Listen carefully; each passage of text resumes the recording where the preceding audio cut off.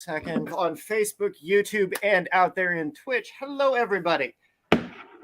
Morgan Howdy. joining us tonight. We have the Divine Sorcerer, and of course, I'm Brian. We are going to be dissecting spellcraft and a whole bunch of crazy magic that is the foundation of the stuff that I've been teaching Mike. So tonight's going to be fantastic. So let's start it off.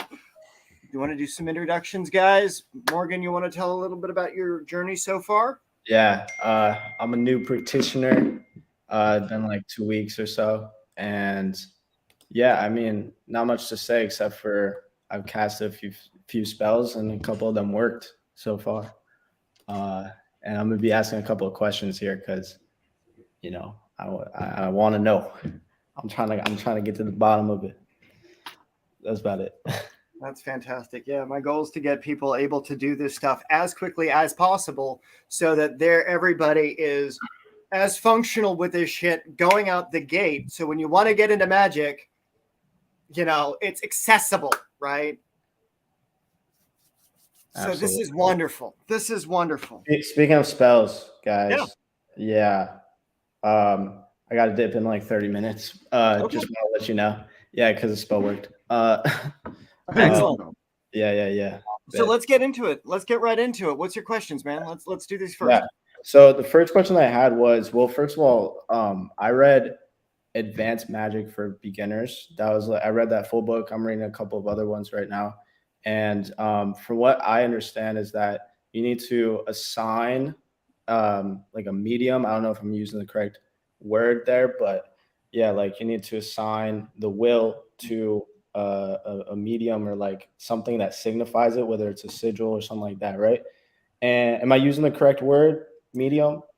You ish. So let's break this down a little bit.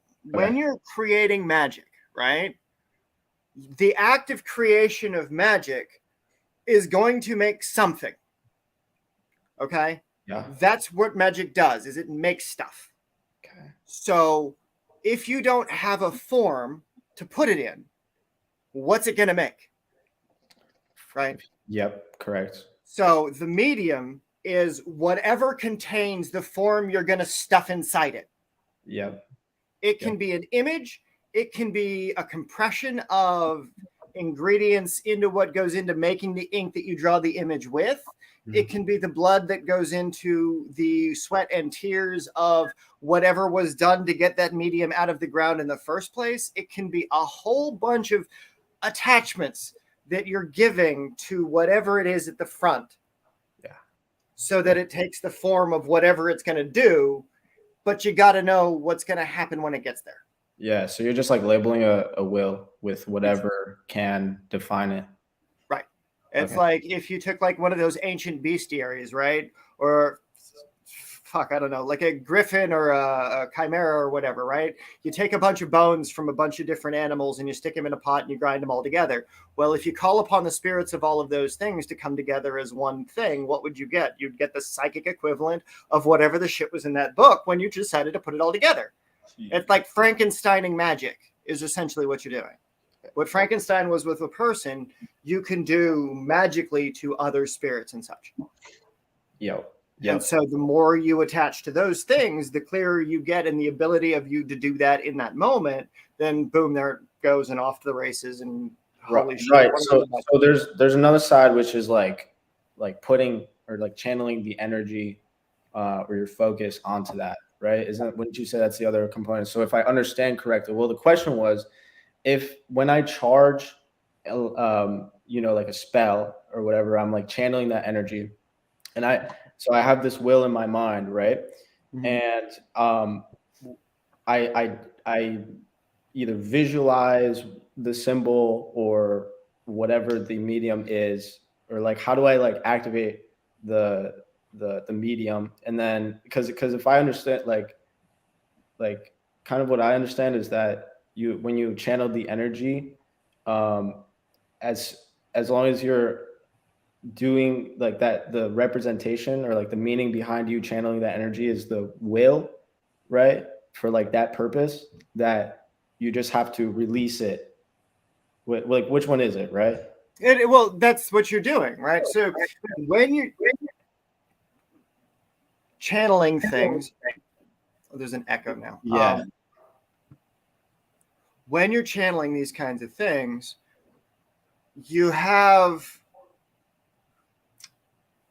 where is the energy going to go into it, right? How are you going to get it there? That's your first problem. That's what you're asking, or that's one part of what you're asking. And then what's it going to do when it gets at, when you're done with that, right? So for Mike, what he's been doing, what I've been teaching him is an alchemical placement, things on a grid in a set that he actually puts his finger on one part and his finger on another part to create the circuit between him, it, and the magic. So it's a physical touch, right? Yeah. When you say on a part, like, what are you touching? Crystals, parts of a grid. Like when you're doing spellcraft, like what you're doing right now is you're doing pieces of it. Yeah. It gets bigger. Oh, like sure. ritual alignments to the heavens, to the earth. But like what Mike's got here is the one on the left is the one he drew with his own blood mixed with carbon ink. The one he's got over on the right is the witchboard that he uses that was mass printed, right? So if he overlays one on top of the other, that gate that it sits upon allows that energy to come through the black and the white energy because of the coloring and the frequency and the vibrations, because these things don't see mass and matter. It's all how it projects through time, space, and color.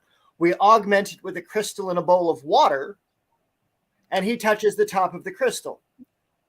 He puts the top of the finger there while he's touching the array itself, grounding it out to create the circuit. And in that, he's able to establish the link with his pendulum. And he was able, that's through which the gate that spirit that he conjured the other day that I was showing the videos of on Saturday, that's how that was established, is because he built the grid on which it sits and he understands the layering of what's happening in the space. And so when he's in that space, that sigil, that whatever's getting burned, whatever's getting fired off, once it hits that greater energy, then it spreads out into creation and becomes a principle of nature. Yeah. So that's one way of channeling the energy you're saying. Right. Into the will. And then another way is what you were doing on Saturday with us afterwards, with the energy work, with channeling that internally. And so there's the external alchemy, which is what that was a version of.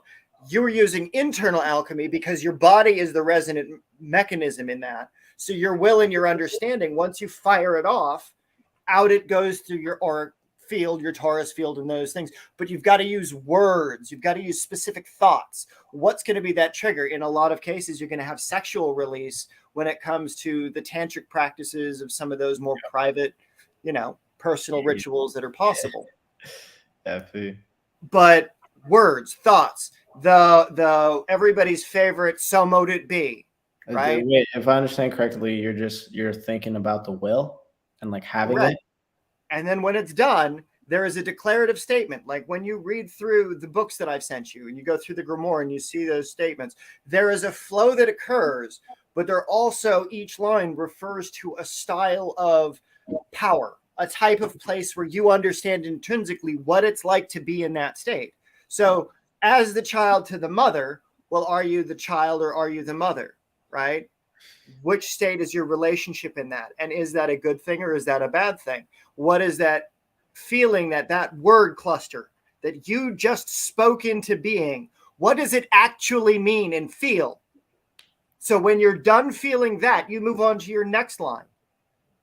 As the river to child to the mother, so the river to the sea. Well, did you stand in a river and have you observed that as it meets the sea? Have you observed the turbulence? Have you understood the danger of what happens when you get caught and the motion of those things as they're forming in creation? How deeply do you understand that? And then it's stepping back from that emotion, stepping back from that thought and saying, it is done. And you're not thinking about it. You're not feeling it. You're not projecting that thing into whatever it is anymore. And it's over. Yeah. I found something you told me yesterday, I think, or maybe 2 days ago, that was pretty interesting, which was you don't have to heighten your state. You just have to concentrate pretty much. Right. And this is where the distillation of thought, alchemical principle, right? You've got all the thoughts in your head, as many thoughts as you could possibly have, right? And the goal with meditation is to get control of your thoughts. A lot of people are in the beginning, they're like, oh my God, I have 1,000 thoughts, right? I can't just empty my head. Well, it's okay.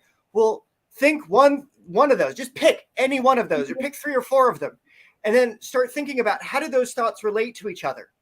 And then by that relationship, well, how does that make you feel? What does that make you think? What's that next thought that you're going to have? And then you're going to find yourself in a place where you don't have a thought.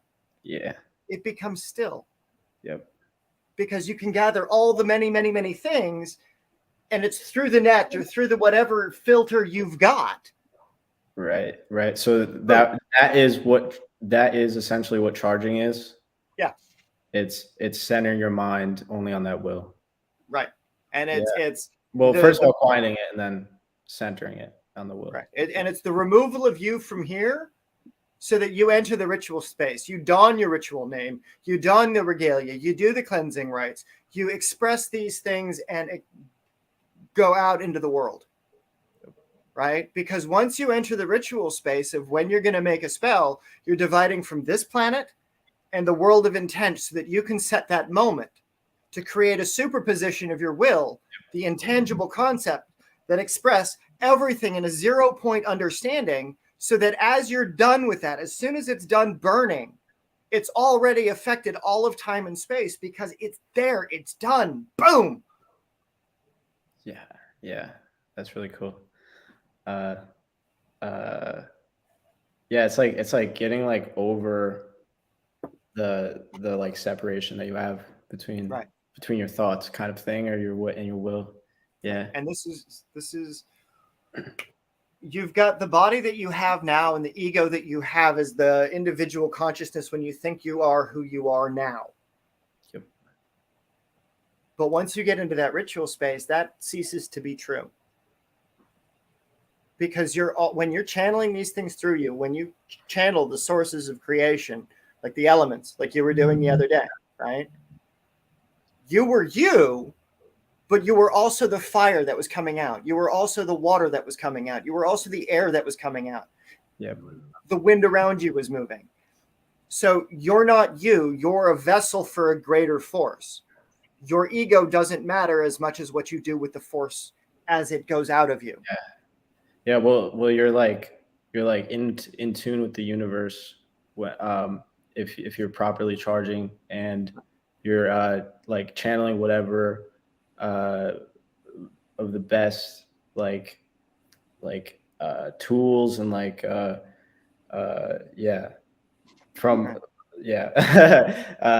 like somewhat lost my train of thought, but yeah. No, you're good. I mean but it's the less you are you, as Morgan is, right? The more you are the energy that you're trying to intend, right? There is a period when you are in your spell state, when you're casting it, when you're charging it, when you're focusing in on it. It gets charged when you are not you, and it is only energy, and it is you are only the oomph, and it's done. Yep. Yeah. There's no point where you're like where you like feel it. It's like once you feel it, you become it.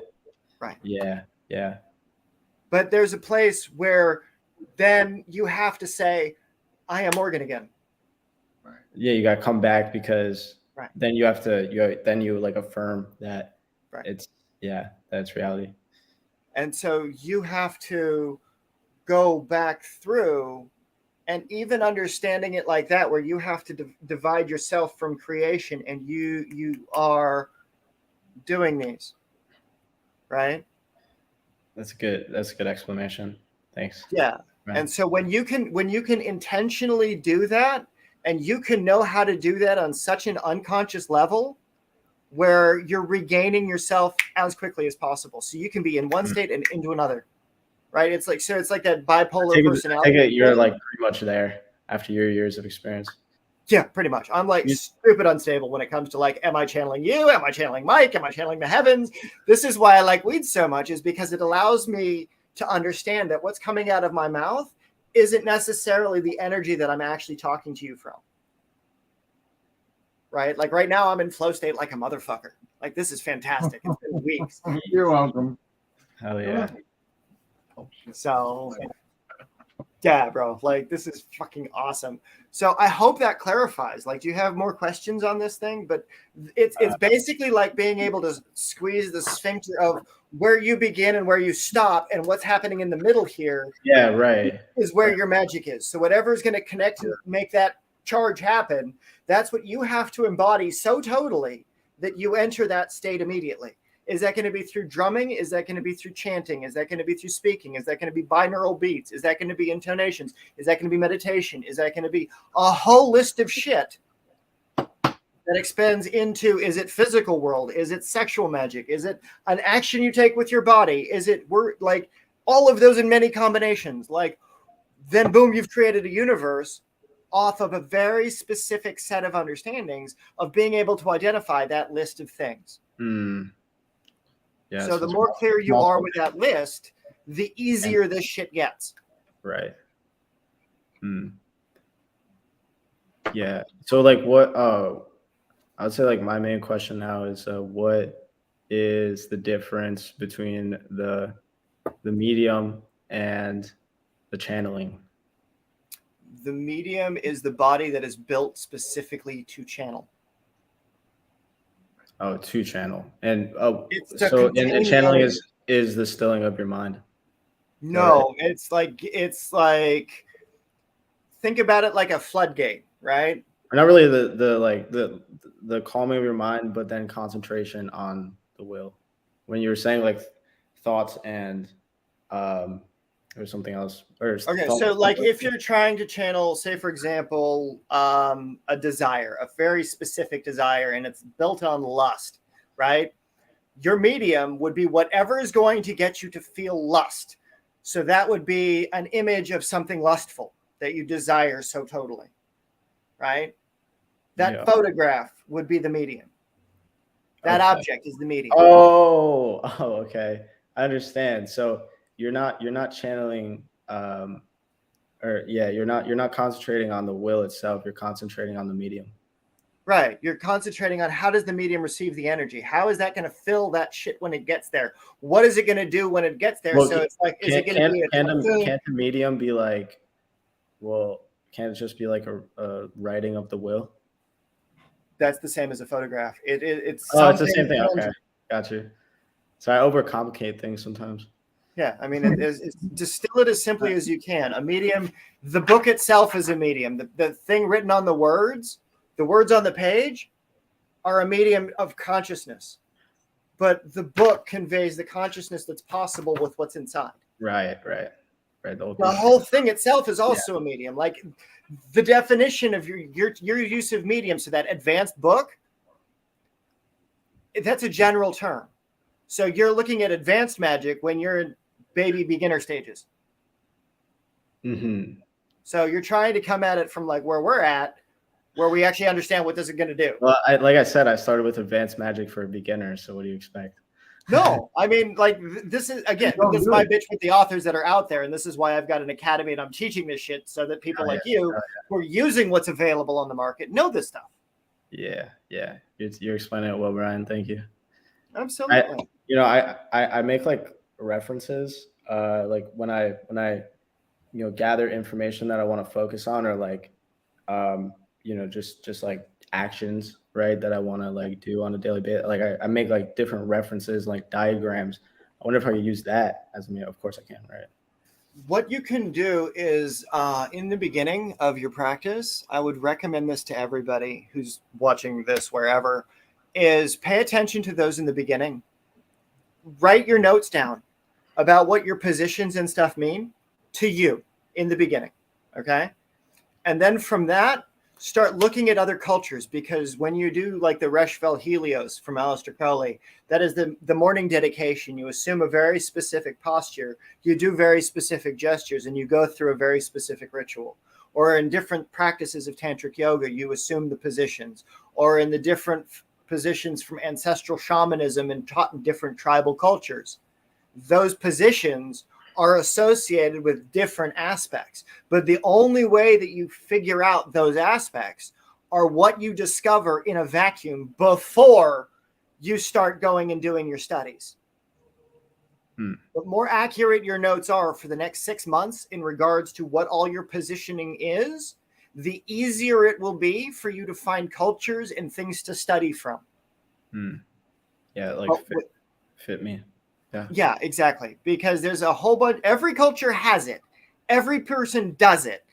It's just what you're trying to identify is how does that relate to you, and what culture is also doing it the same way? What in that culture am I resonating with, so that, hey, maybe those are my people? Yeah. You know, I resonate with vibes of like a lot of different cultures. Like not a lot, but like a few different cultures that, you know, really like stand out to me, or like aspects of them that I don't know, I just feel the vibe from them. Right. And this is a way you can apply Culture is just vibes after all, right? It is. And it's what we do with those vibes. And that's where culture comes from. It's like, are you going to dance the certain kind of way? And then how many dancers in the same kind of way can you get to dance the rhythm, to sing that song? Who's your backup singer? Who's your front line? What's the orchestra doing? What's the response that's getting to the audience? Right? And it extends like that, but it extends through absolutely everything. Yeah. That you do. You talk about us being a vibe. We are a vibe. We're an energy. That's without this flesh suit. That's what we are, an energy. Isn't vibe short for vibration? It is, and that's hermetic principles. That's great. That's I like just realized that that was short for vibration. But yeah, I will. I have a good basis from here, and I do got to run, but like I really appreciate you for explaining it to me, Brian. And absolutely, bro. Mike, your presence, you know, always great. Cool. Well, I'll see you on Saturday, and I'm sure I'll talk to you before then. Absolutely, man. Let me know how your work goes. Yeah, no, I understand. Where is this going to be posted, by the way? This is going on Facebook. This is on YouTube and the Twitch. So it's on the Divine Sorcerers YouTube, the Academy of Sorcery Facebook page, and the Academy of Sorcery Twitch. Nice. And the next day it'll be uploaded to Rumble. Yeah. Okay. Weird. Cool. Yeah, man. So right, we'll see you. Yeah. Be safe, man. Bye. Sorry, I got on one. I apologize, bro. Are you a little high? What? You a little high? Oh, dude. It's such a blessing. Such a blessing. Yeah, I did overextended myself on everything this month, so I gotta. It tastes like a fucking Christmas tree. That's pretty good. Get a pagan bush, right? I think Trevor's using his rosemary bush. It's great. Trevor, I gotta start hanging out in the Brotherhood more. I don't. Yeah. I need. I really. Toby's been going through some shit, man. Toby's been. So he's stepping back, but it's cool because Iyajani's about to start up his. Are you the Holly King or the Oak King again? You remember that shit from last year? That was so much fun, man. It's like last year, I think it was the Oak King I was rocking because it's all like about the force and the oomph and everything. It's like, nah, it's about the intuition. It's about the gentle approach. Yeah, that's what I rock, the Oak King. I was like, I'm not into the Holly. You're not into the psychicism? Yeah. No. Yeah. But that's good. Now you got the whole like, dude. Oh, man. What's up, everybody that's watching? I keep missing his tarot share. What's up, everybody? I forgot we were live there. You're live too? But yeah. Oh, I know. It's great. Yeah, the last few days have been extremely weird without through contemplations. And I've come to the contemplation that I function better as an individual with ethics and morals, and making sure that I only act on good principle while I'm You know, it's like this shit can go sideways so bad, and it's like you cannot fuck it off. At least that's for me. Balance. It is. It helps me balance because it helps me feel things that I don't want to feel, even if I'm in the moment of feeling them. Right? Like it helps me dissect it. And so, like I was telling Morgan, it's like that separation between where's you and where's that energy, so you can identify that energy as clearly as fucking possible, so that you can identify, hey, I don't want to feel that shit no more. Boom, off it goes. Yeet the fuck off. I'm gonna feel this over here. You know, it's all about the thoughts and the intentions and the vibes you bring in. Oh yeah. You center your focus on. And nothing else works. Get high. Yeah. And it's gonna make you do that anyway. But no, I was good. These things are interesting. These things are extremely unique. COVIDs, what's up, buddy? What's up, COVIDs? What's up, you people? How's everybody? Anybody got questions on these things? Questions on your witchcraft?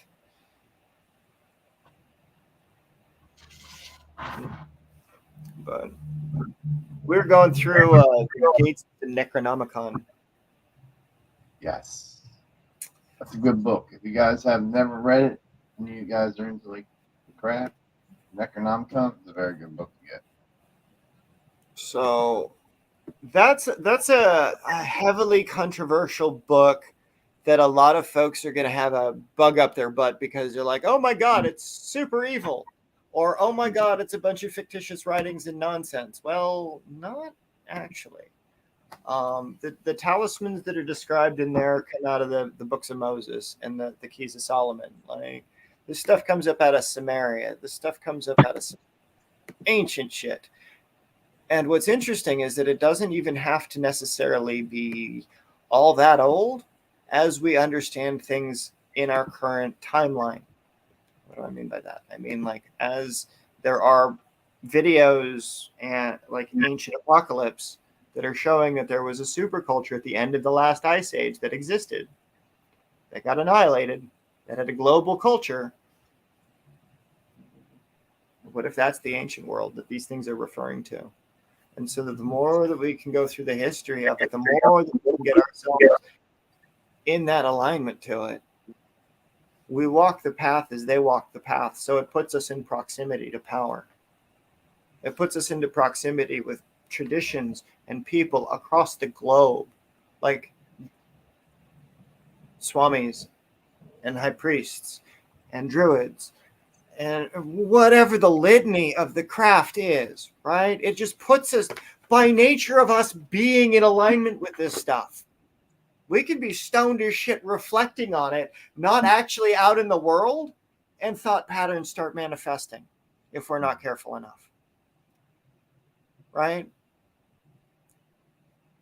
So those thoughts that people have that allow them to, those evil thoughts against others, right? Like if you're in state, your evil thoughts, bad. Don't do that. Like, this is where I can get you the fucking dominoes. You said I could bring up the cricket. Fucking cricket in my salad from Domino's yesterday. It's so fucking gross. I mean, I get it. The people in the food chain problems, right? But if it's also, food that's just happens to be random, there's a cricket in the food. Like, how many other crickets are in the batch of stuff that came from that food processing plant? Like, what diseases are they carrying that we don't know about yet? Because they weren't properly raised, they weren't properly taken care of. Like, there's difference from edible crickets and crickets out in the wild that you got to eat because you got to cook them right, and you got to, like, fuck it. Like, if it's going to be sauteed, throw some butter. Might I remind you, because I am the divine sorcerer, King Solomon was my mentor, is my mentor. Moses and Aaron also ate crickets and grasshoppers. Just little facts I'm throwing out. I'm fine with that. What, fucking saute it in some olive oil? pull the little wings off so they don't get stuck in your teeth. Like, make it a delicacy. Delicate work for a delicate creature to find the one scrumptious piece. I hear it tastes like chicken. I'm not going to raw dog raw cricket. Like, that's a level of I'm not up for that right now. Because I was looking for protein free. Like, I was only looking for veg. Like, I didn't prepare myself to eat a cricket because it's still a living animal. It's still a living consciousness. Like, that's some shit. That's hilarious. Yeah, but it's on the clean foods list. It is. Is it? It is. All right. So any cricket out in the wild is fine. And grasshopper, cricket, yeah. Locusts. Locust. UA. All right. Have at it, buddy. Fry it, deep fry it, throw it in chocolate. Whatever you want to do. You know, that might be some fun. Chocolate might be good, but ranch dressing on a cricket, I don't think so. Wicked Angels is not in this day and age. Right? So I gotta say, whoever put that little hex out there that I wasn't thinking about the food supply, that's funny. That's funny. Yeah, the retribution on that will be swift. Oh, that was yesterday. Like, I was all like blood curses and what have you. So somebody's gonna be in a very, very bad mood as a result of that. What do we teach the students? Don't be evil. We teach the students to control their anger. And I was extremely controlled. I reported it to the health department. See, there you go. That's good. There you go. See? Right. But see, this is getting to the deep root of the sorcery, and it's processing all the evil thoughts so you don't act on the evil thoughts. Like taking said cricket and nailing it to a post in the middle of a field and letting it rot and let the hand of the person that, like, that kind of shit is evil. That's evil. Don't do evil. Don't do evil. Try not to do it. And if you are going to do it, charge adequately for it. Write down your anger on a piece of paper, throw it in the fire pit, and let it burn. Right. But also understand that it's like these angers, these hatreds, that it is possible to do. And when you give it to the fire, right, you give into that anger for a minute. That anger is going to be productive at some point. There is a point in your being where that anger will turn into some inspiration where you can use that so it doesn't make somebody suffer. Right? Oh. What do I mean by that? I've ran into cases, like case in point earlier this year in the beginning. Like, yeah. Suffering was needed. Right. And it only took like 5 months, but it was served. You know what I mean? Swiftly. Right.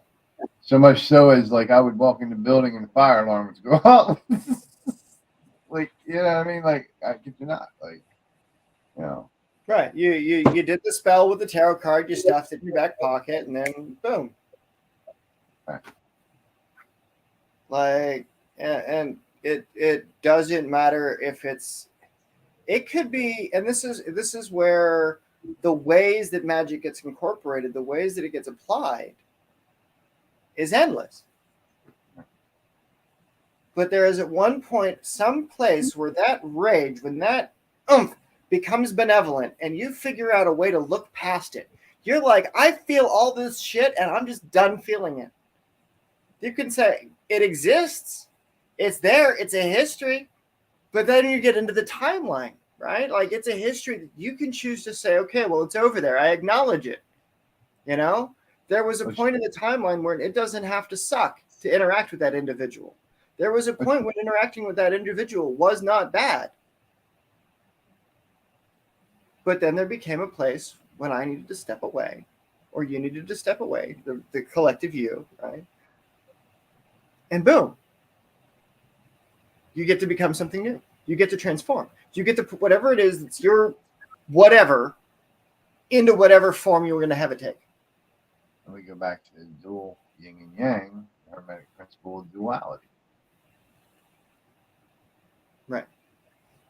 And then you get into the crazy concept of, well, if we live in a world where we're struggling between that, right? Where things that are stuffed together that ought not to be stuffed together are, you could spread that out and you could divide yourself from yourself, right? And then you've got a world where it's only the benevolent things, and then you've got a world where it's only the malevolent things. All right? Well, that's not how the real world works. If you're going to bifurcate your brain, that's how it works. But if you're not going to do that, and it's going to be, you're actually able to do both conscious thought from the left and the right perspective simultaneously. So it's not just one way, it's not just another way, but it's both.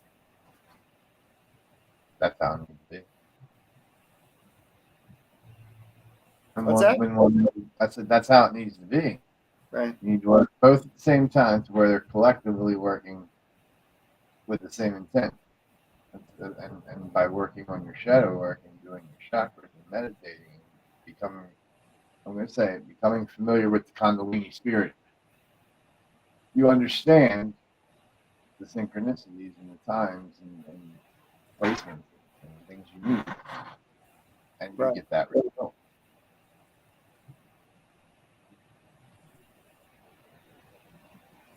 So much so that if you do it right, you talk to angels. Yeah.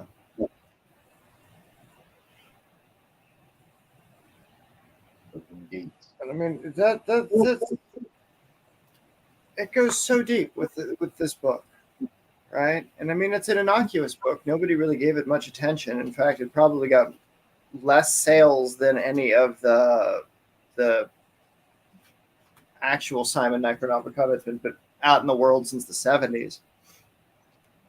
But there are elements to the specific journeys that you go through, the specific elements of the lettering of how these things come together.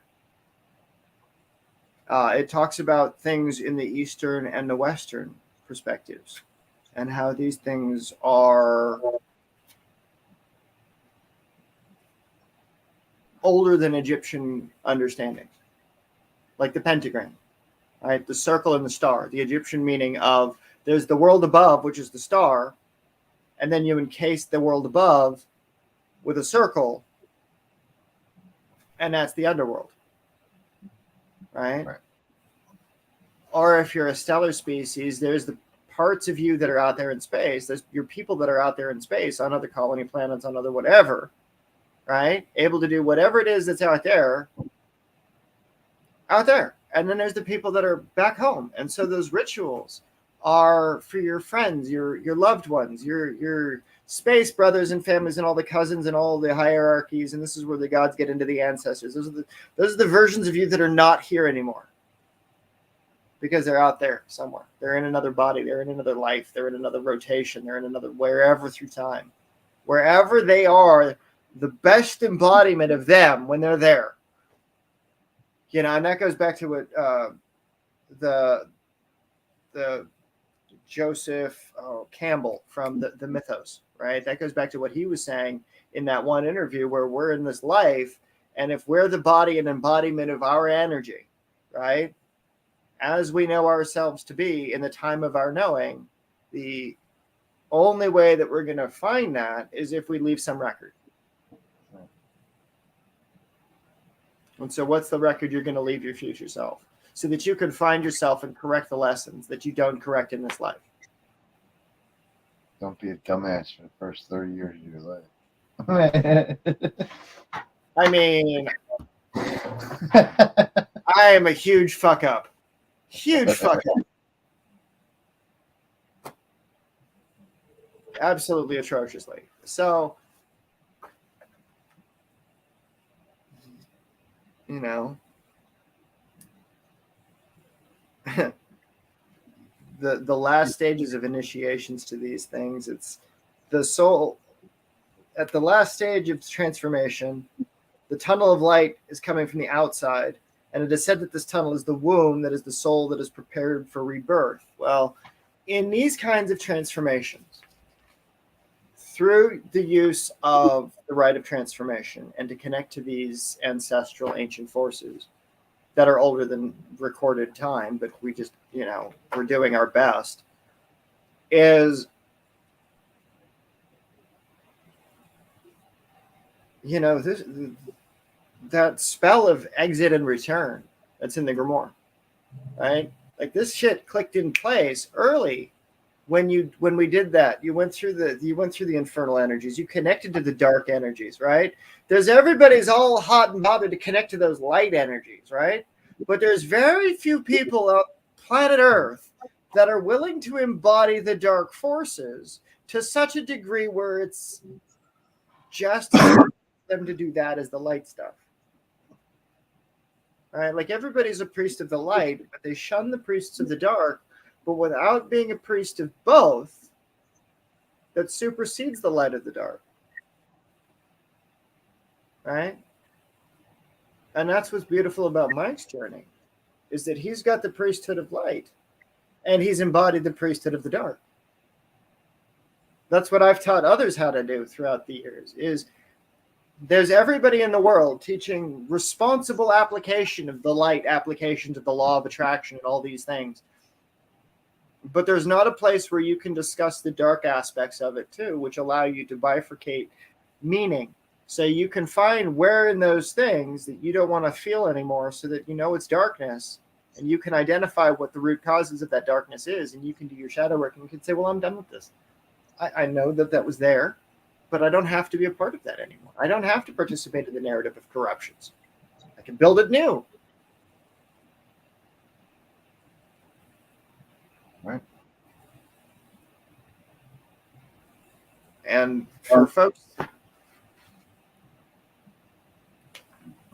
like this is we were talking about the tripart feminine earlier, Mike and I, before we came on. How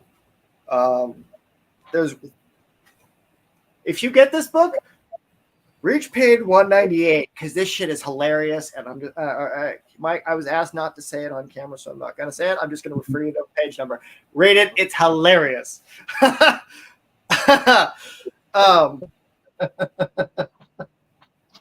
y'all, support your authors. Like, go shopping, or go, if you find these at book stands, go pick them up and make these available to peers. Definitely get it. Yeah, since the what is this? Since the planets never enter constellation, the constellations of the Great Bear, Ursa Major, and its component asters, and the Big Dipper, they are generally unimportant to astrologers. They just sit there, revolving endlessly around the celestial pole. And the constellations that never set below the horizon are called circumpolar. And because they make the grand circle around a pole in our era, the celestial North Pole is a spot in space very close to the star called Polaris, or the North Star. But in the previous era, the pole star was a very different celestial body. In 3000 BC, it was called Thuban, or the constellation known as Draco, the dragon. And in the primary text that this book is referring to, and it says, there shall forever be war between us and the race of Draconis, for the race of Draconis was ever powerful in ancient times when the first temples were built in Megan, and they drew down much strength from the stars. And, well, they enslaved mankind. That was the war of the ancients, like their genetic monstrosities that they unleashed upon the populace because they wanted to experiment with, what would this do? Mm-hmm. Right? But in ancient times, 10,000 years ago, it was a very different culture. It was a very different world. There was the greater technology and lesser technology. And we have records of the higher technologies hidden away in the consciousness work. A lot of people don't stop to think either. When they do the research, this was a lot of things I had to tell people also when I came out of like that religion whole period. When you go back, you got to think back even like 200 years ago, maybe more than that. I don't know, time of Jesus, somewhere around there. There was no TV. There was no internet. There was no radio. There was none of that stuff. The only thing you had was story time. And that's where a lot of your books and myths came from, was the higher ups, those that had more knowledge, those that were educated, would make up stories to tell the peasants and those that would listen in town square. That's where a lot of your myths came from. Oh yeah. Constantine used that to create the last part of the Bible. Yeah. And that becomes problematic, you know, because you get enough stories across enough timelines, across people's behaviors of interaction, right? If the conflicts between mother and male son, between mother and first oldest, second oldest, third oldest, in any combination, the father and the son, the father and the first, second, third, and fourth generation, like the father and their father, the grandfather problem, like there's a whole emanation of conflicts that exist within day-to-day relationships, and all these things are trying to figure out is how do you keep to faith without fucking off everything in your goddamn life. Citizens, he says, I'm a high priest of Ra. Does that count? Yes, absolutely, Citizen Z. See? And it puts us into proximity with amazing people. Right. That's what I said. That's why we got to get over here on YouTube. Right? Yeah, right. Fuck my fringy little Facebook page. Like, no, I'm kidding. I love y'all. But let's expand the academy. Let's see what happens. I'm more popular on YouTube than I am Facebook. That's my own fault. I don't spend enough time on Facebook, especially live. Yeah. I mean, but this is we've got to figure out a place where people can come, right? Like this is the whole. We have to build it again. We have to build it better. We have to look at the errors of the past, but we have to build it collectively to make it something interesting in the future. Because if we fuck this up, oh man, are we going to be screwed? I didn't do it. Oh no. It's not just you, but it's our collective resources. I mean, it's like there's only so much oil in the planet. There's only so much, finite resources that we're burning off and turning into carbon, and we're making non-usable in the form that they're at. Like, if whatever high species was able to force an ice age upon a planet and genetically engineer shit on purpose to create the monsters that were the systems of control, we're dealing with a malevolent force and an intelligence that's controlling all of that we have yet to even comprehend as a singular species, let alone what happens when other species from other cultures, there's all those people think they're crazy. They might not be crazy. Those ancient culture myths that are been trying to be preserved in the fringes of society because the Judeo-Christian establishment has done some wacky crap. Right. And I am talking about some damn wacky shit. I know nothing. I mean, we all know nothing, and that's why there needs to be a great inquiry. This is why there needs to be applications of these things. That's why I document everything. Right. It's like that's why I'm glad that we get to have these conversations.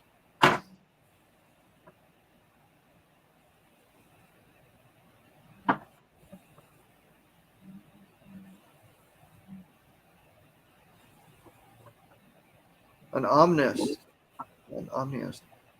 Monasteries are a good thing. I very much agree with that, and when it comes to separation of the knowledge from cultural belief to being able to discuss these things in safe spaces, I mean, that's what capitalism does for business, is they try to figure out a way to do that professional shit.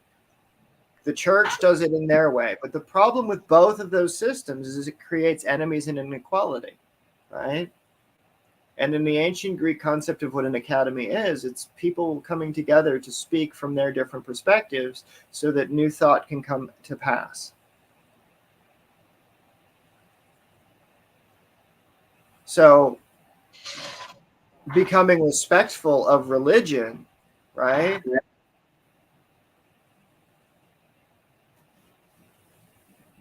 Oh, that's outstanding, Megan. And teaching animation to show new. Oh, Citizen Zero, can you send me a link to that? I would love to get I would love to know your methods of animation under the auspices of Raw and how you guys do that. That would be absolutely awesome. What's up, ATL? Transparency. Wow. Yeah. You guys are awesome. Thanks for being active in the comments. We have the opportunity to do so much in this world and to do so many good things. And so how do we do that? What is that going to look like in the future? If we can educate ourselves on what is the living conditions you find yourself in and how do we improve you where you're at? Right?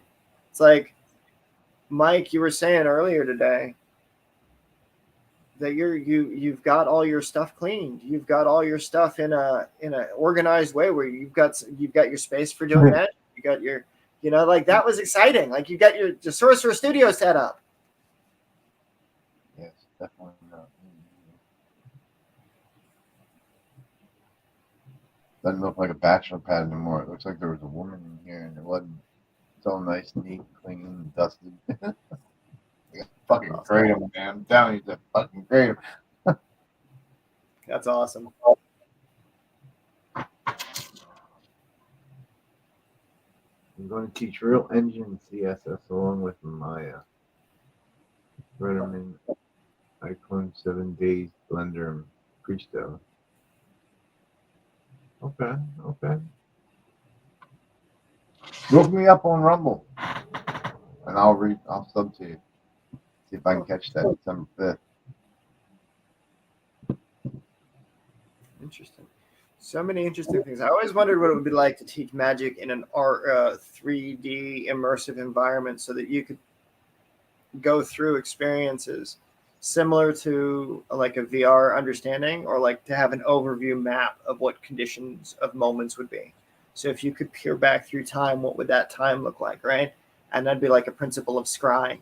So when you're using your crystal ball, you're augmenting your consciousness through whatever your time period is that you're focusing on, or whatever it is that you're using as psychometry, to be able to look into that moment to get an understanding of what that individual was feeling, seeing, and what have you. He's a retired lead animator. I watched. Oh, that's so cool. I've watched several of his animation videos. He's really good at it. He's fucking pro, bro.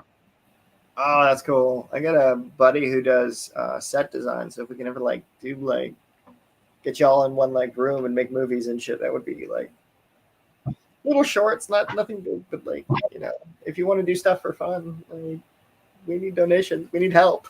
We need to get the academy built for real. So far, the academy is an intangible concept. It exists in many disciplines between education and normal things, and the movie industry and in science industry, and it's everywhere. There's an academy model, right? But there's no singular place where all of this stuff can come together, regardless of how fringy it gets, to try to disseminate information that's actually accurate. Like the cells in their motion, they're just now filming new 3D renderings. Like that shit should be put in mass out into the world. But it's going to be suppressed because it doesn't follow the will of God. Well, the will of God says make technology better.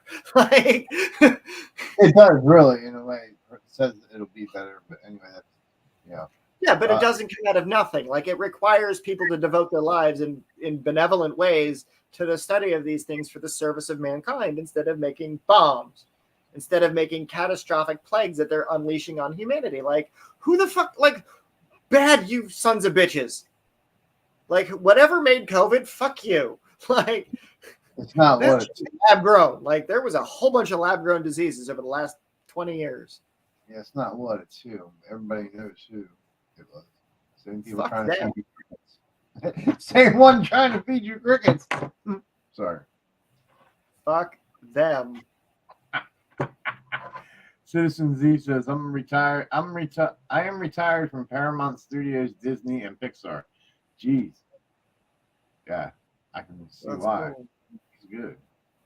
That's I went to awesome. Disney animation school in the 80s. So, Megan, right? In folk magic traditions, the gods are ancestors. So it's all ancestors anyway. It's just who is the best ancestor that gets remembered for being the best at what they did and then get elevated to god status. Right. More or less, yeah. Roughly. You know, how many people did they, you know, like what are they known for? What were their lifespans? Like, are they long lived? Are they still alive? You know, these are the things. Like, gotta love the legends around Keanu Reeves. Like, they're trying to track his shit back to the 1700s. It's like, let's see, Doodles. Citizen Z says, my first animation job was in 1967, painting Popeye cells. Oh, He's wow. 17. Yeah, he's been doing this a while. That's so cool. He's been doing this a minute. That is awesome. Yeah, the survivors. Absolutely. Absolutely.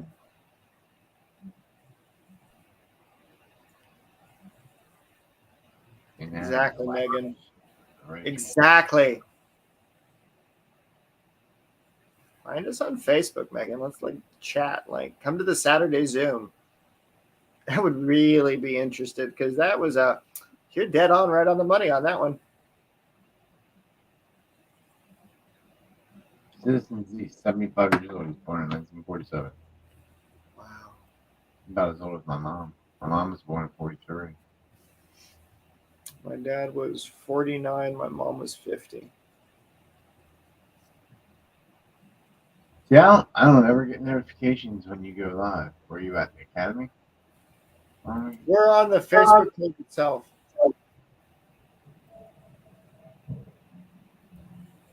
Yeah. I think. No, I post so much. I think they're shadow banning me or something. I don't know. I said the same thing. I'm not one of Mark's favorite people.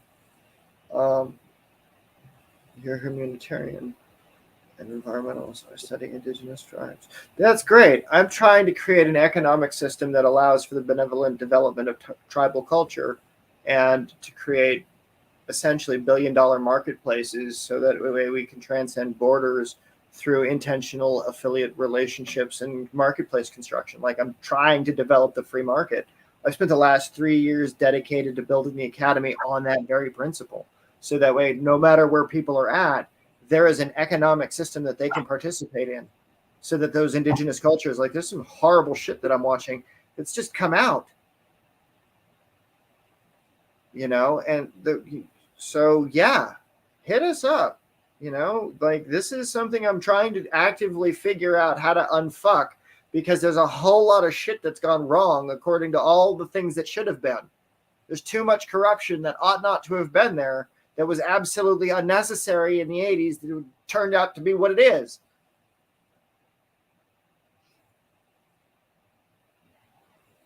Oh, wow. Where are you at, man? It's 2:18 a.m. Are you the UK? Yeah, we are. It's funny. Mike's an Aquarius. Listen to Mike. Everybody listen to Mike. He's the good one. You know, like the divine sorcerer is actually, you know, he's living up to his namesake in every sense of the term of what it means to embody this seeking of knowledge. So working with hermetic principles and just coming at it from a place of kindness and simplicity. Reykjavik. Oh, fun! I bet it's lovely over there. The snow, though. Are you all right?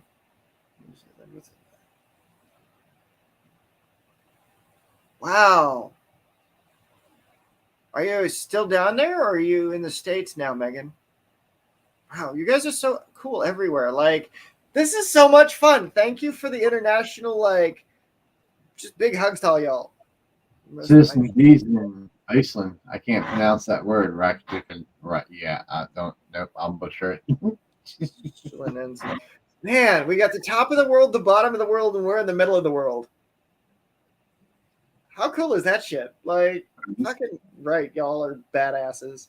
Well, earlier when we came on, you had a red background. I had a blue background. Morgan had a purple background. Right? And that was just a natural, like, we didn't plan that shit. There was, I think, the oldest, it comes out of the 6th century AD. It's in a monastery in North Africa. It's the first depiction of the original color spectrum.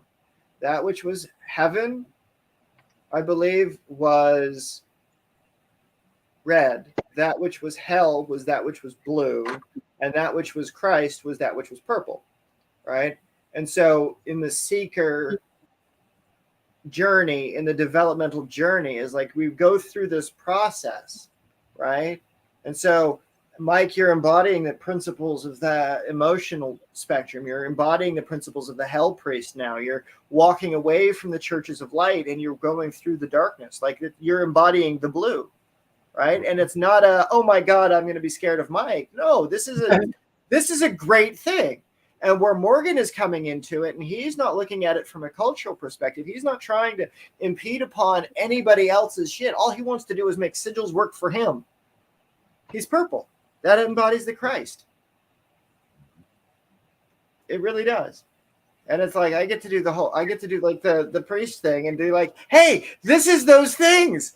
This is what I see from looking at it from a top-down perspective.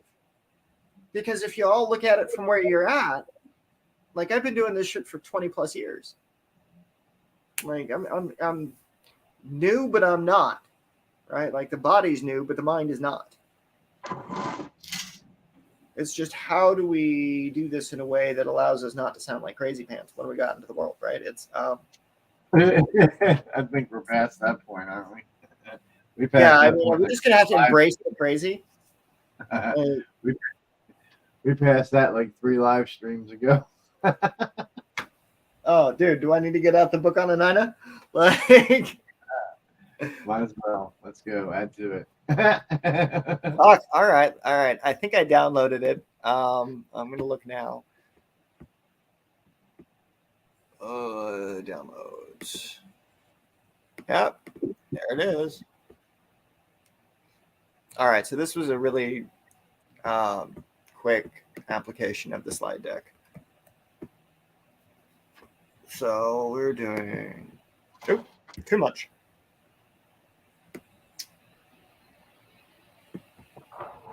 There's that's open. I'm doing present. I'm doing screen share. I'm doing window. All right. So we're in the Simon Necronomicon. And on page 181, they called the lunar gate the first thing that you need to have when you process magic, right? You needed to be able to approach to be seen, right?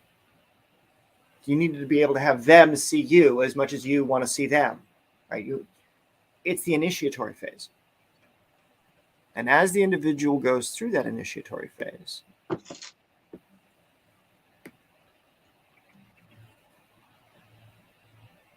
this is what it says. The moon is a male, a sort of psychopomp that will lead you into the darkness, like a careful shaman. Just don't linger too long, as it declares the invocation of the non-negate. Thought is beyond the comprehension of gods and men. His thought, the individual psychopomp in this space, it's of course describing Kingu, who was there at the beginning of all things, and is the name of the ancient Assyrian force ascribed to the moon, and is also a masculine force as well. And what's interesting is that in the 1980s, there was a record of people from NASA. The grandmother talked to her granddaughter and got it on recording, and they put it up on YouTube for a while. I haven't been able to find it for ages. It probably got scrubbed, but it was talking about there was an attack on the moon when they were up there, but I don't know which planet's moon. Fucked up part. But they were talking about this energy that, or this thing that they found in one of the temples up there that they wound up nuking on the moon. But it was a blood thing. Like there was an altar, it was covered in blood, and whatever it was, actually, it was like a whole like aliens predators moment, like it apparently. But it came crashing down to Earth back in the 80s, right? Because it attacked the space station that was up there, and this is all on the record for that video if I can find it. So there was an entity that was masculine from an ancient time that was preserved on the moon. There's probably something similar to it on fucking Mars. You know, it's like, can we get there before the church is going to destroy it? Can these ideas to actually discover what is it really? You know, it's like that's what I want. But the temptations for that level of psychicism, where you are you, but you're not you, and you're able to express yourself across time in a bunch of different bodies, like the great consciousness of the God itself. Like that's what the whole like multi-generational thing is. But because of that, the temptations are many for most people. It's every inspiration, every delusion, every ghostly, every spiritual, every hallucinogenic event.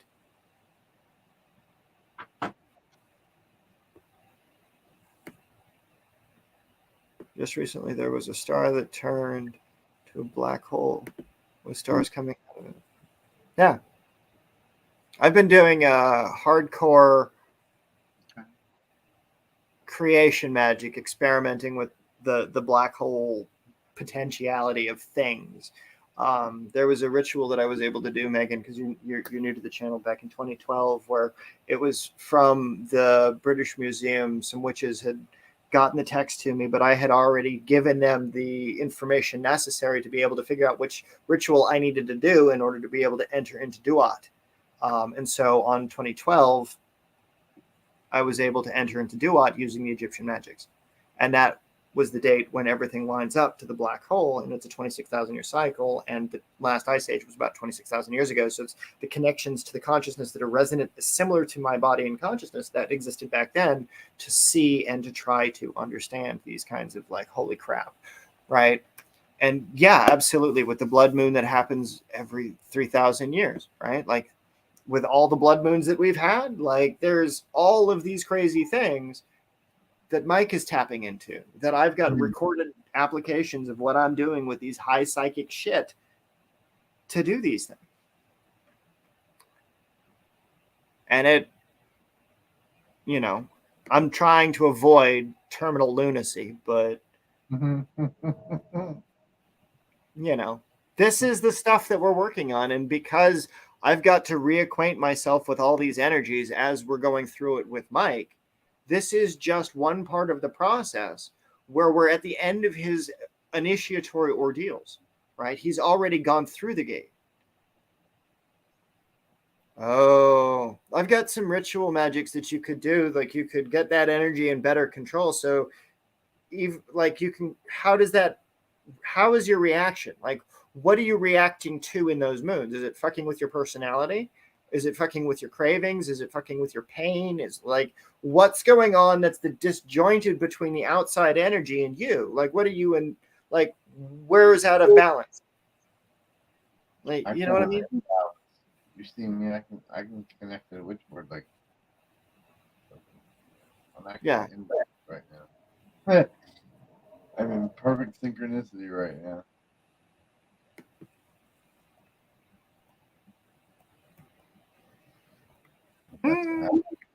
I didn't show it. Scrolling past it.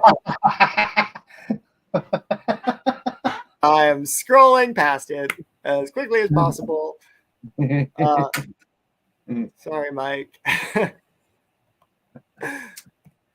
So there's no intrinsic danger to society for what we're talking about, right? Right. The danger is in those fascist ideologies of people that think it's okay to burn people at the stake, that it's okay to go shoot up gay bars because people are different, because they're afraid of what, people having sex. Fuck that. Like, the things that you should be afraid of when having sex are like the all the STDs that need to be fucking cured. But you know, it's this also addresses a major point about one of the reasons why people are thinking that these things need to be suppressed. They actually, I don't believe they do, because if people follow the work that I've been doing over the last 3 years on what is faith, what creates a marketplace, what allows people to keep to faith, what allows people to engender an idea and actually get to see the divine in other people when they lift people out of a point of darkness so that they get that inspiration to be able to say, I'm going to do this for somebody else.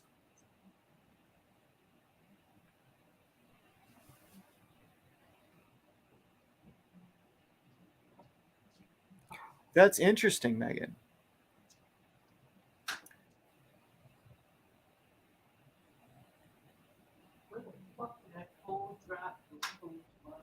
Interesting. No, you laugh. I swear to God, that's the only reason I'm out in the hall right now.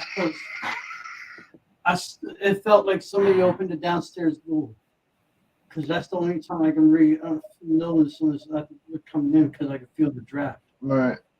And it was just a big, quick, big, huge draft. And I was like, who the fuck? Probably George. The door ain't open, though. No, I know. No, it's nice and warm in here. That's what I'm saying. It's probably George. He's just probably coming to say hi. Right, spirit. Okay, so Megan, one of the things that you're talking about, there's a type of sect of Thai sorcery. Okay, so they're the Ajons. They're the ones that do the Sakyant tattoos. So they go through and they do the sacred writing on the flesh. Okay, but the priests that don their regalia, right? When you're doing your ancestral work, if you don't change the way you look, like there are priests that dress intentionally different, right? There's the day wear that you've got for your normal work. But if you're going to enter into ancestral space, specifically like the Thai people do, in this particular case, they have to look entirely different. So that the only way that the spirits do is to have that same kind of, you have to paint your face. You have to hide yourself from the dead. You have to wear the mask. You cannot interact with this world and that world looking the way you do. You have to have a point of separation.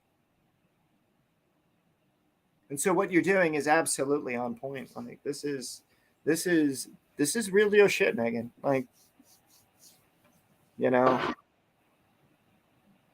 this is awesome. Thank you for stepping up and like talking about this with us. Like that's great. Yeah, being super sensitive to the ancestral world is it can be fun, and it also can be a massive problem. You know.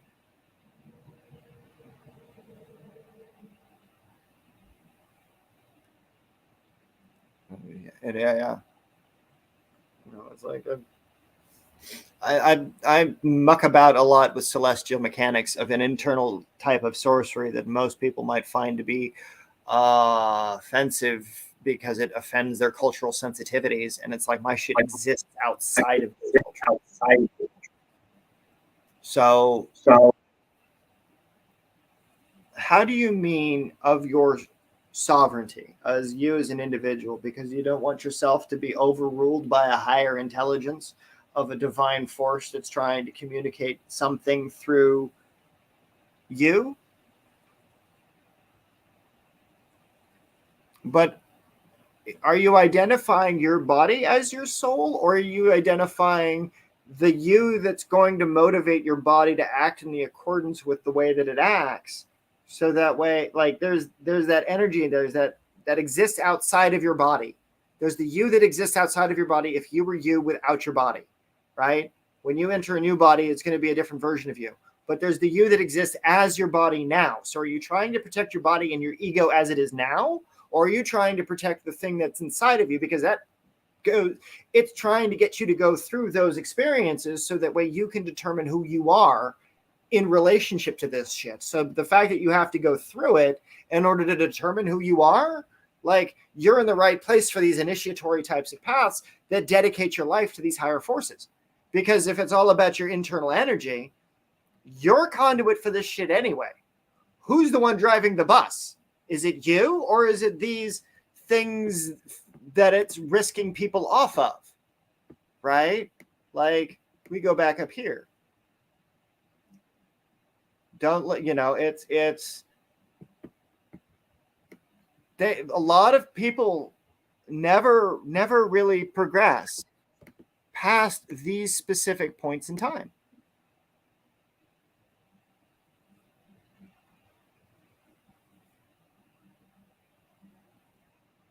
I don't want to lose the value my family has on me as the way people can portray me as to put their value on your body. So you're attaching yourself, your identity, to your ego as you have expressed your character to be, regardless of being aware of how fully you get to become with regards to who you ought to be as your soul manifests it in ways that will force those that aren't in alignment with you to fall away. Because you will be compelled to express parts of yourself that might be hidden parts of yourself that come to light. So then you're intentionally withdrawing from the call to adventure. You're intentionally saying, while you study these many-fold belief patterns,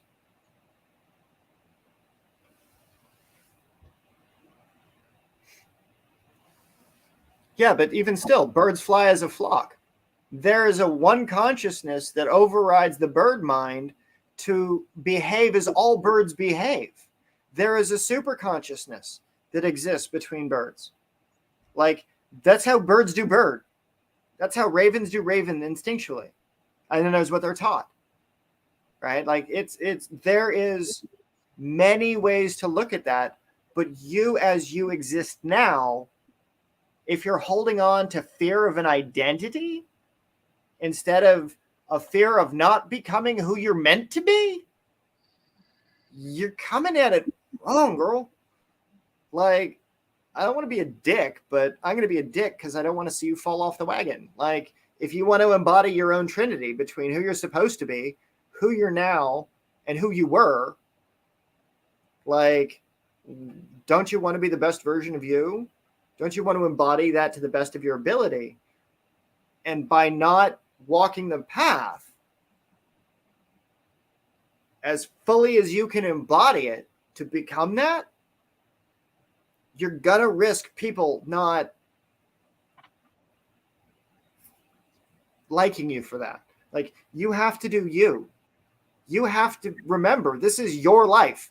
Their image of you is what you tell them their image of you needs to be, right? Like, if you're meeting the spirits, right?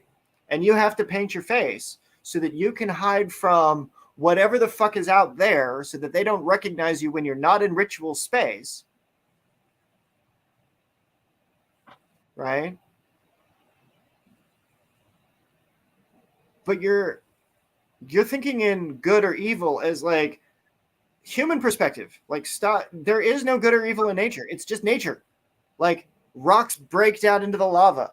Like, bear eats deer. Deer eats bird. Like, these things happen in nature. You have to determine for yourself what is good or what is evil.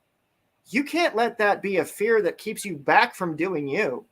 You have to be in every moment aware of those things that you are.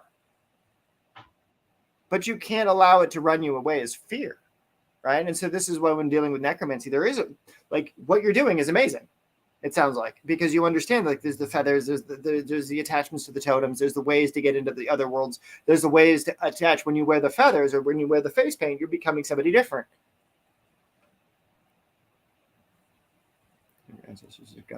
Right. So you can use that to be a malevolent force of fear, or you can use that fear of not becoming, that fear of, I have to be me so much so that it doesn't matter what happens. And that, again, it goes into embodying the priesthoods of things so that you can ascend to that which is like God, where, like the gods in our ancestors, they're able to embody themselves so fully that they are the embodiment of that version of that line of whatever that is. In the same way, there's multiples of the same God force that exists in many cultures. Yeah, but how does that make you feel? Right? So fear is on your side, but what does that actually mean? How does that actually occur? Do people fear you the same as the spirits fear you? Does your boss fear you? Do your kids fear you? Do you know, like that fear? How is that being used? Right? Whereas the fear of not becoming the best you could be for your boss doesn't matter. It's the fear of not doing the best job that you can, because to devote your life to something, why the fuck would you do anything less than your best? Period. Like, why? Right? And it's that fear of not becoming. And that leap of faith. Exactly. Exactly. And this is, but you've got to trust faith, right?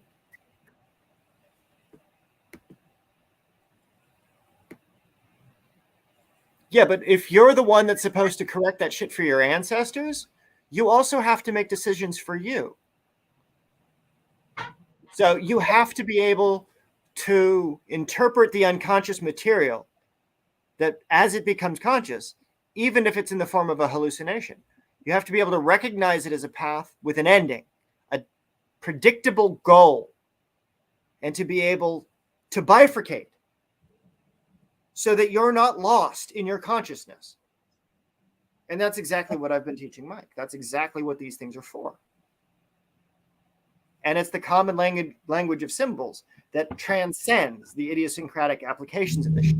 So what we're talking about is directly related to what you're going through.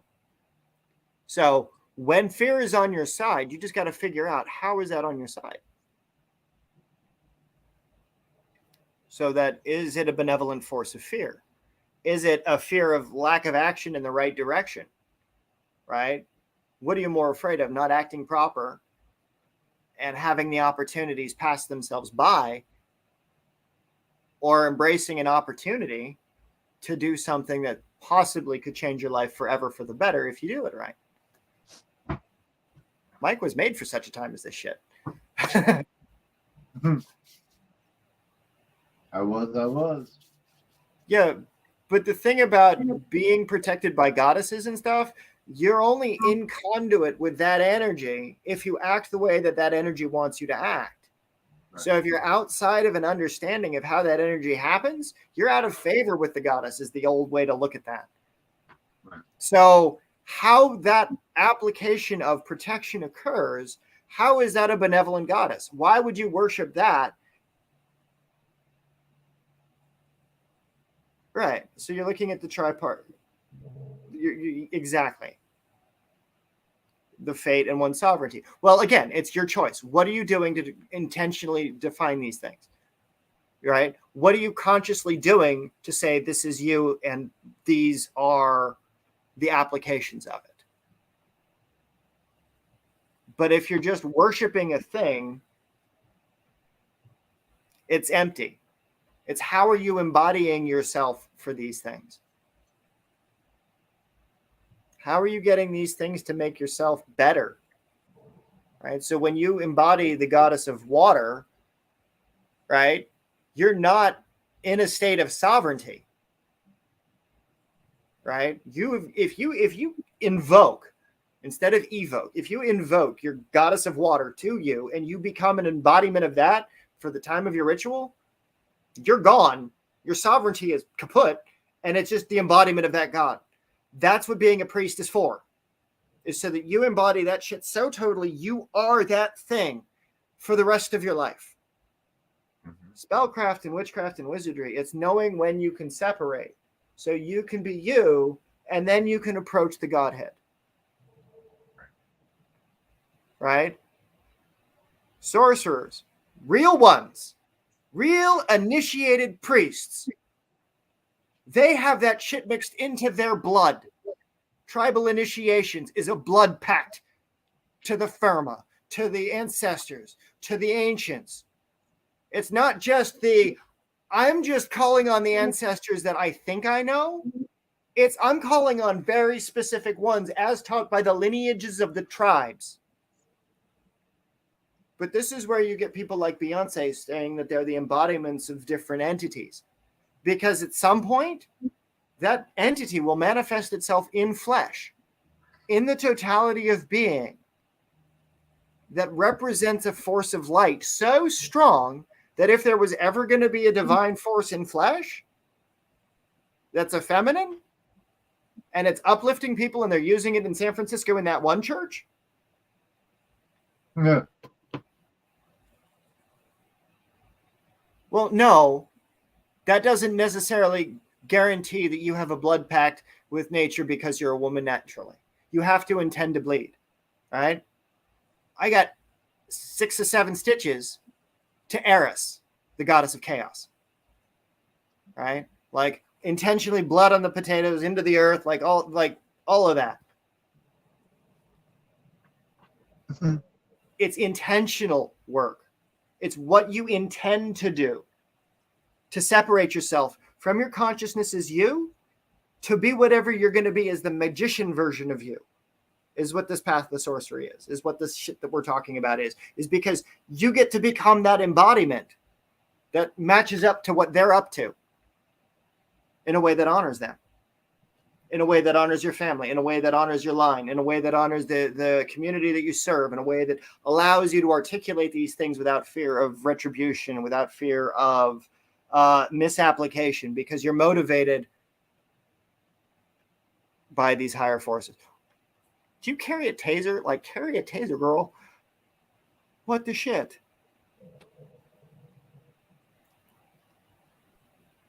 Like, we need to get like pagan life alert going. Like, you know, shit, fires of heaven descend down for like, you know, that sort of like, we got to figure it out. Like, I would start staying in on blood moons.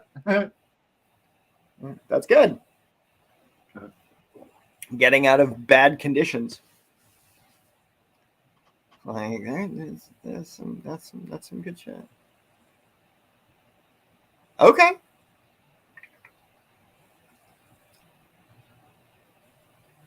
Interesting. Yeah. So there's a lot of fun stuff. I know I've been going on and on and on and on. I should shut up. Yay for weed. Are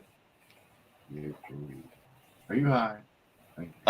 Not as much as I'm gonna be, so I'm gonna let you talk and I'm gonna be right back. What you want me to talk about? I'm already high. I spent all this time getting high. Yeah, I know you did. I was like, yeah, that's good.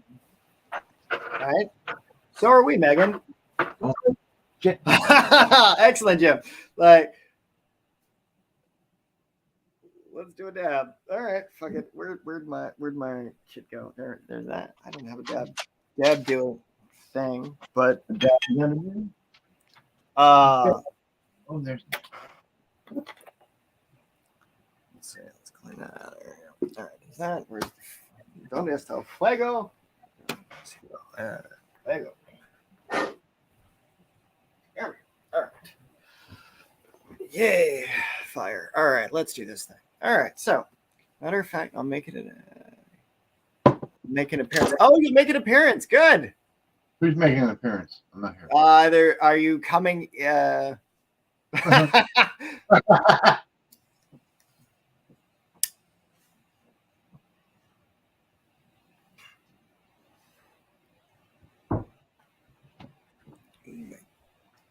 Somebody's there. Who's here? You might check your garden. You naturally guard your house.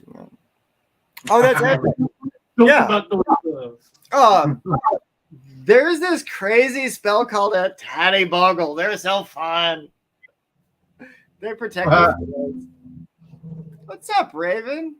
How you doing tonight? Get my shit out the way, man. No, you're good. Oh man. Just give me my drink. So, Yeah, I gotta take that out. That was from earlier. That's great. That's great. Yeah. Everything from like sigil magics to crazy ancestral magic from like the far long ago. Like this is some not so shit we get up into. But it makes it fun. It makes it, and I say wacko, like it's like it not like you're sitting down to do this on a day-to-day basis. Like we don't plan what comes out. Right. It's like, what are we dealing with today? Oh, you're gonna do a tarot spread for us? What's going on? You doing a tarot spread for us? Oh no, I was just playing with the cards. Why? Kind of spread you on this. You're better with cards than I am. You're the pro. You're the one with the fancy deck over there. What? Huh? What'd you say? I said, you're the one with the I fancy think Brian was deck. by his Grateful Dead tarot cards. I know, right? I've been trying to tell him. Pothead. I just have these. Look at that. This is how I feel right now, and all I did was just cut the cards. I think you need a chocolate bar. You feel better.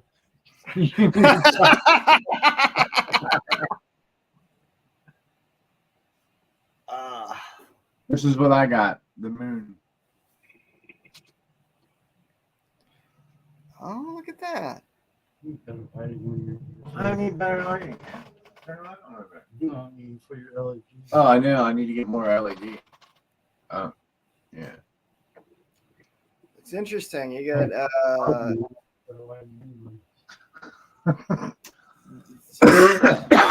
with all the magic that we've been doing with the last blood moons and stuff. That's funny. We're talking about the moon god tonight. We're talking like Nana the moon god.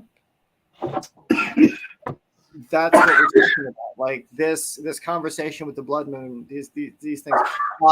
Would you pick a card for Megan when you're done?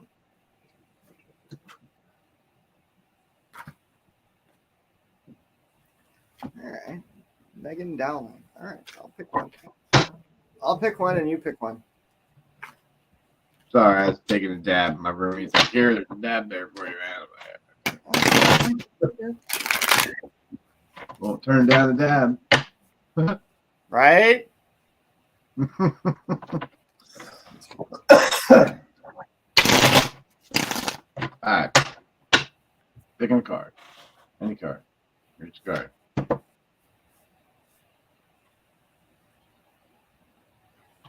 Death.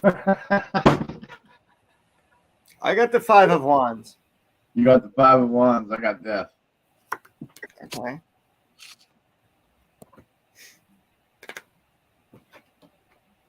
Interesting. Interesting. So now the question is, she just asked us to pick cards. She didn't ask us to interpret.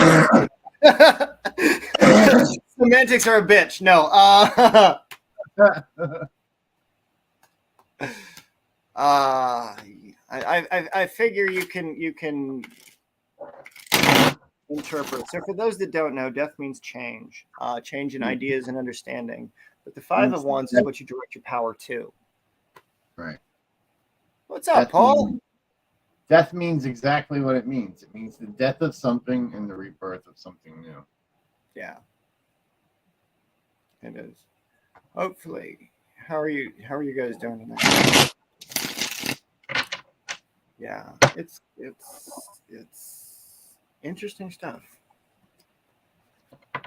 So hopefully it will be. Anybody else want a card?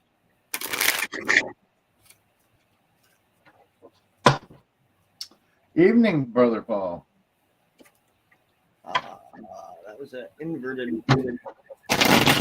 What's up? We're just hanging out, talking about Sumerian magic. We were talking about Nana and the moon god earlier. I still got the screen share up, so I'll scroll back and you can. but we were talking about the lunar gate. And we were talking about the initiatory stuff so that people don't get themselves lost forever. Absolutely, Megan. Absolutely. Like I said, hit us up on Facebook. Come on Saturday. We'll see you there, hopefully. But it's interesting because, you know, the third date of your alignment with the Rite of Transformation, you got the INANNA as your card, which is the feminine.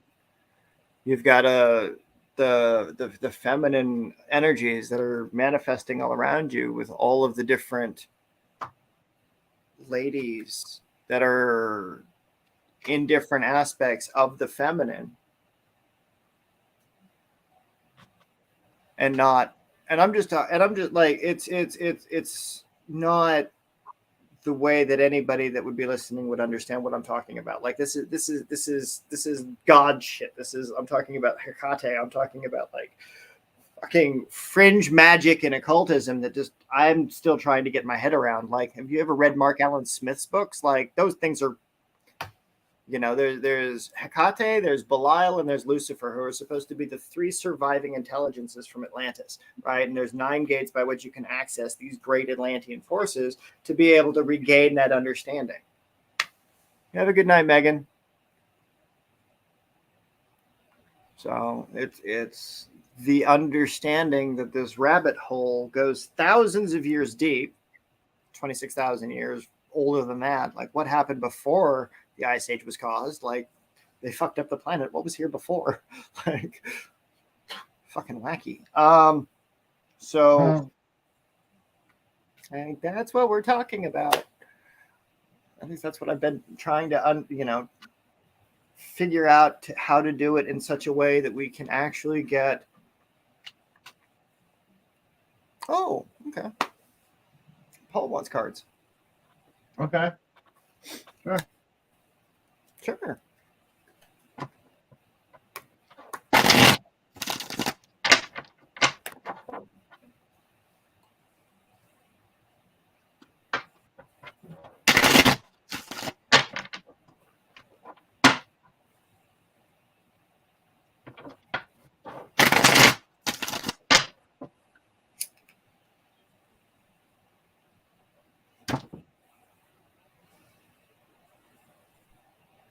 Paul, you got the Empress.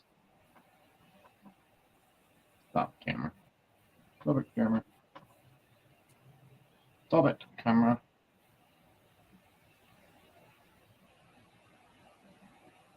Holy shit, that's the same one from you from yesterday.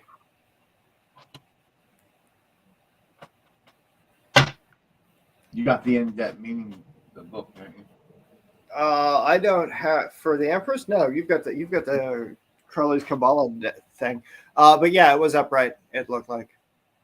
Yes, it was upright. Yes, it was. The Empress. I think that's a trump card, ain't it? Yeah. It is. Yeah, that's the Emperor. Empress. She is seated in. I don't know where I put it. She is seated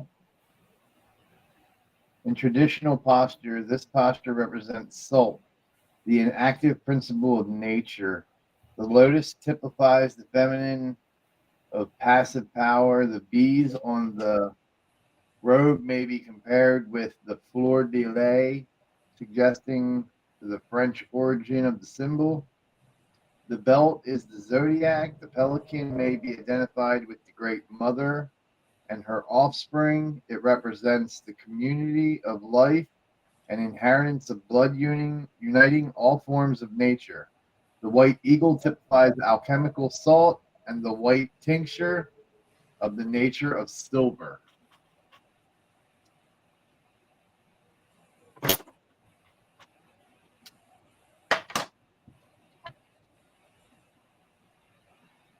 Interesting. Hopefully, it's good things for you, Paul. I feel like we just had an Addams Family moment where it's like, new business, not to be discussed until next quarter.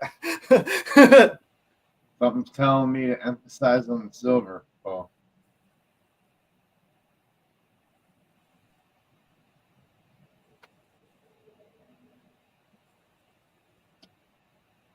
Interesting. You can turn salt into silver alchemically or some shit like that.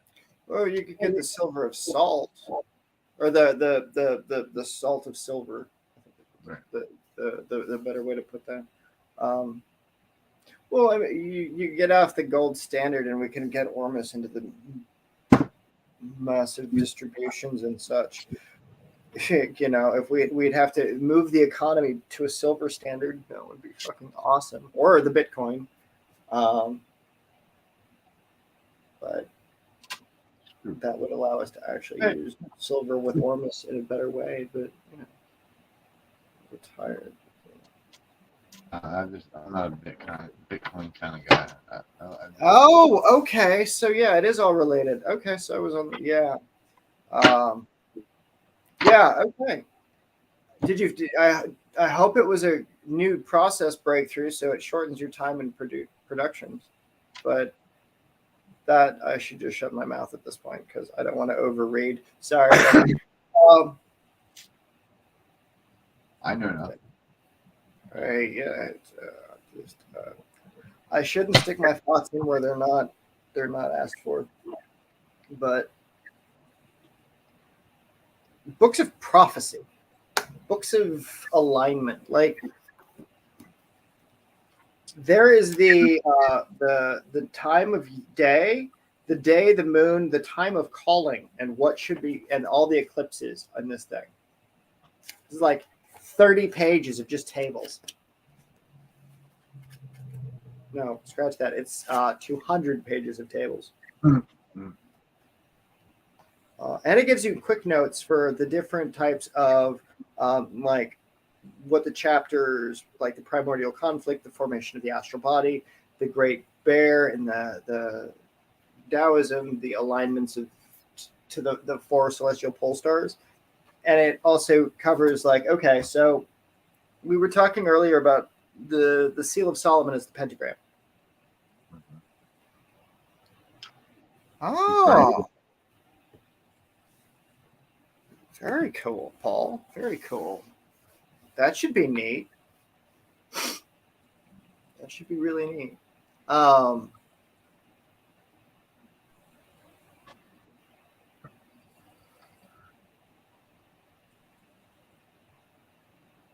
Interesting. Okay, so we're talking about the pentagram. The seal of Solomon, where it was the pentagram, and how there was the 72 demons of Solomon that he used with the pentagram to bind the 12 spirits of each of the astrological forces. So it's like it's a very delicate art when you approach those spirits that are remnants of the greater processes that exist. So there's 360 of them, not just 72, but there's 5 things that oversee all of that. Right. Outside of that. So we get the 365 days. So there's the 360 days that the goetic sorcerer should be honoring each of the different demons in its different elemental forms, like the air, the fire, the water, the earth, versions of that, and then the individual's manifestation of that as the priest of that thing. Right. And then there's the 5 days given to reverence who the individual is throughout those days. And those are the sacred holidays where the individual isn't working on divine purpose. And so the work day and the holiday year, like that's why holidays are fucking important, folks. Like that's why the holidays matter. What's your winter holiday? What's your fire holiday? What's your snow holiday? Like what's your elemental celebration so that you can honor all aspects of yourself. And there you have the year of the Magus. Right. And so this book is to try to get you into an alignment with that purpose. And it spells out what time of date, what time of, if we wanted to go into it, like, I think what time does it stop? What decade are we in on this? It is January. This ended in 2017. So when 2017, 2018 ended, right? basically when the academy started, when I was approached by Jessica, her name was Jessica Simpson, in 2017. She's a lady from Canada. She asked me for a place where students could learn the left-hand path. Right? They could learn this information safely. Funny enough, that's how it lined up. But yeah, it tells the time of calling. It tells the down to the hour of the day. Like it meticulously breaks it down. So it needs to be updated again. So whoever's been doing that needs to do it, please. Or we could do it, and we could write new versions of the Necronomicon. Really, really fuck with people. I mean, an alchemical Necronomicon. I've already got the alchemical breakdown of the 50 and the 72.